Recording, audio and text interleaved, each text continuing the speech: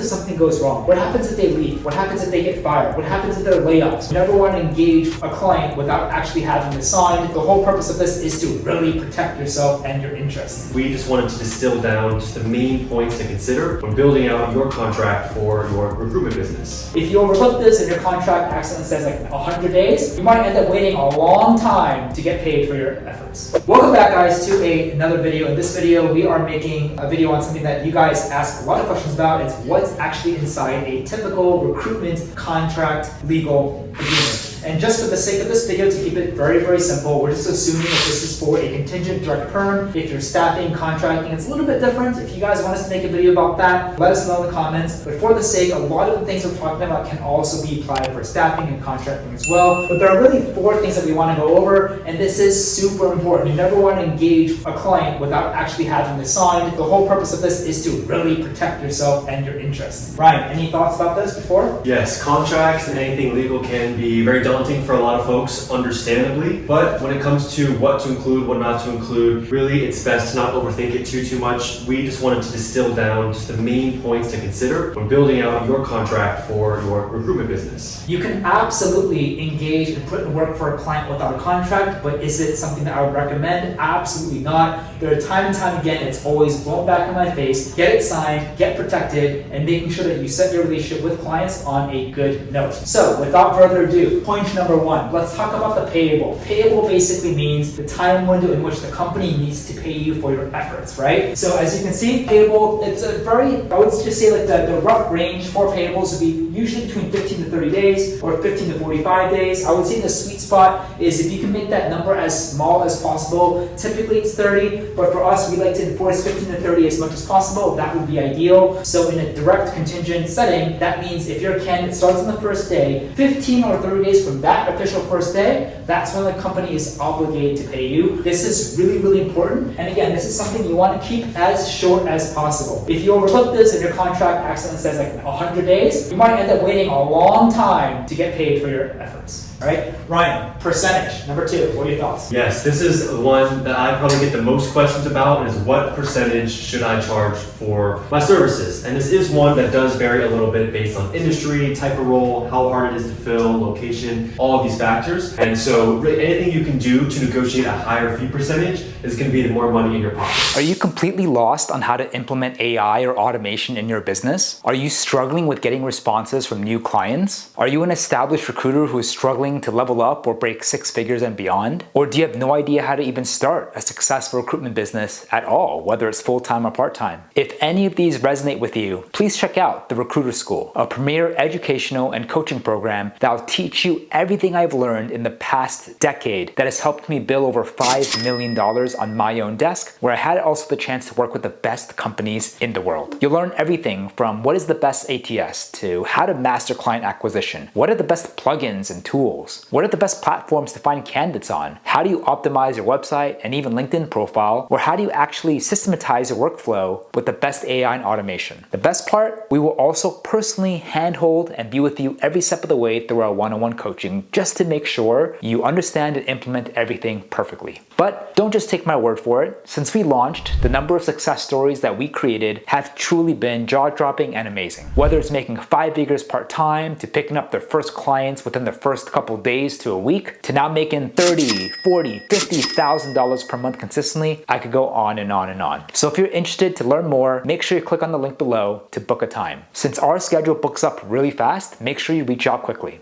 See you on the other side. But in general, we see that between 15 and 35% is where most of your contracts will fall. Now, as a recruiter, obviously the higher the better for this one. So if you can get 35% placement fee, that's gonna be much better than a 30% or 20% or 25%. And so really anything you can do to negotiate a higher fee percentage is gonna be the more money in your pocket. Because think about it, if you place a software engineer who makes $100,000, if you get a 35% fee negotiated, you're bringing home $35,000. But if you only negotiated a 20% fee, that's $20,000. So that's a big $15,000 difference in what you take home from that placement. So anything you can do to get this number higher is going to be better for you. With that said, just to add one more thing, one really good rule of thumb to kind of follow is whatever you do, you want to at least be taking home at least 20 to 30K per placement. And this is extremely conservative. More than likely, upon a successful placement, depending on your market, it'll probably closer to maybe the $30,000 to $70,000. But again, if you're now calculating 15K, 10K, 8K, you are really leaving a lot of money on the table. And I want to make sure that if you're doing the hard work and you get a placement done, you're getting paid there. Number 3, this is really key, and this is something no one wants to talk about. What happens if something goes wrong? What happens if they leave? What happens if they get fired? What happens if there are layoffs, right? This is really important for the companies. This is something that us recruiters, we cringe, but this has to be in it, not to make sure like you're protected, but also the company's protected as well, right? We want to be fair. We want to do things above board. So when it comes to guarantees, there's really 2 different types of guarantees you want to implement: a replacement guarantee, which we recommend, or a refund guarantee, which sometimes companies enforce, and it's going to be like the second choice. A replacement guarantee basically means that if you place a candidate, if something happens to that candidate in a certain time frame, and typically it's 30 to 90 days, I would say 60 to 90, 60 to 120 is pretty standard. I like to stick around 60 to 90. You want to, again, keep this range as short as possible and small as possible, but this basically means if anything happens to your candidate, we are obligated to replace the candidate for free at no additional cost, right? And this, yes, this does not mean you get another placement, but this does mean that the fee that you get to keep, but you and your team have to do more work to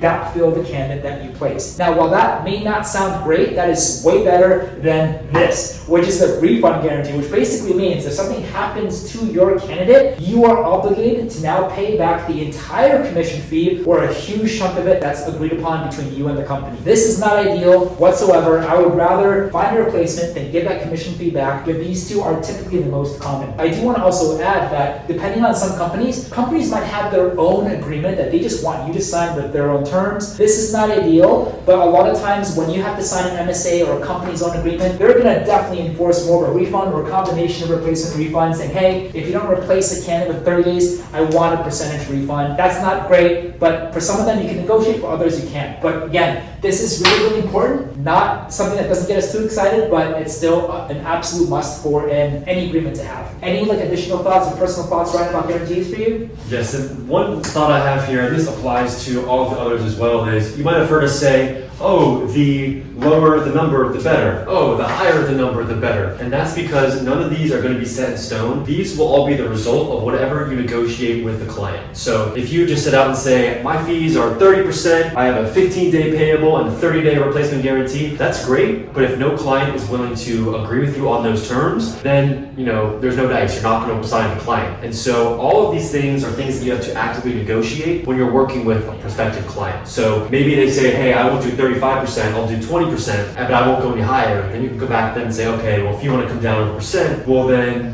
come down on the payable. So it is a little bit of a give and take and a little bit of a dance you have to play with prospective clients, because just because you set these numbers in your head doesn't mean that's going to be reality. So each of these are different negotiation levers that you can pull to negotiate a contract that is most in your favor. Everything is negotiable, and what I like to say is always shoot for the moon. You can always negotiate down. You start down, you can't negotiate up. So make sure you do what you can to get the best terms for you, but also something that's fair for the company. Last but not least, let's talk about number 4, candidate ownership. This is super important, because if you go out there and you do all the hard work, you find a really good candidate, you submit them to the client, and for any reason that candidate doesn't proceed, what happens to that candidate if, for example, maybe 2 or 3 months goes by and maybe they reach out to the client, or maybe that your client reaches out back to the candidate, and, oh, you know what, maybe this candidate's actually an amazing fit. They re-engage interview process without you knowing. The candidate goes to the entire interview stage, gets an offer, accepts it, and gets the job. What happens there? That's why it's extremely important to have a candidate ownership clause. So typically it's 6 months to a year, and like we were saying on all of these, for this specific clause, you want the number to be as big as possible. That means when you submit a candidate, you want to have as much ownership as possible, so that if the candidate re-engages with the client, if they do get the job, you absolutely deserve that fee, because you put in that hard work to introduce the candidate to the client in the first place. So this is super important, and there are times when we executed agreements back in the day without this, and then we found out that a candidate got the job, and we went back to the company, they're like, too bad, you don't have a candidate ownership clause. So this is super important, just to make sure that we protect our back. Exactly, yeah. So to sum these all up, these are all levers you can pull in your contracts to protect your energy energy, protect your resources, protect your time. All of these things that you can negotiate in your favor is going to help you get paid more. Not necessarily do less, maybe do less in some cases like the guarantees, but it's all about thinking, okay, if I'm going to engage in a relationship with this potential client, what can I ensure and put in this contract to make sure that my time is being valued, the client's time is being valued, and we can make this a win-win situation. So maybe you're not getting a 35% placement fee, maybe your payable is a little bit longer, but if you are still happy with the terms of the contract and you think it's worth your time to engage on that search, then that is totally fine. So it's all about understanding what are the different clauses I can play with in my contract, what makes the most sense for my business, and how can I make that a win-win with potential clients through these contract negotiations. And don't forget, guys, again, these are rough ranges. There are certain cases and situations where it might make sense that you agree to a 10% percentage, but the company's giving you like 30 open roles in volume. It still makes sense, right? So it really depends on the nuances, but these are hopefully like some really good rough guidelines to make yourself aware so that when you do execute a relationship with a client, you're doing it properly, you're doing things above board, they're coming off with social proof and credibility because you are doing things properly and making sure you also protect your back. And if you're going to do that hard work, that you actually deserve to get a portion, if not the entire fee, because you work so hard at it. So if you guys have any additional questions, let me know. If you guys have other questions with own agreements, if you have other terms that you utilize that are different from what we talked about, comment down below. We'd love to hear from you. We read every single comment. But otherwise, we appreciate it. Ryan, thank you so much again, and we'll see you guys on the next one.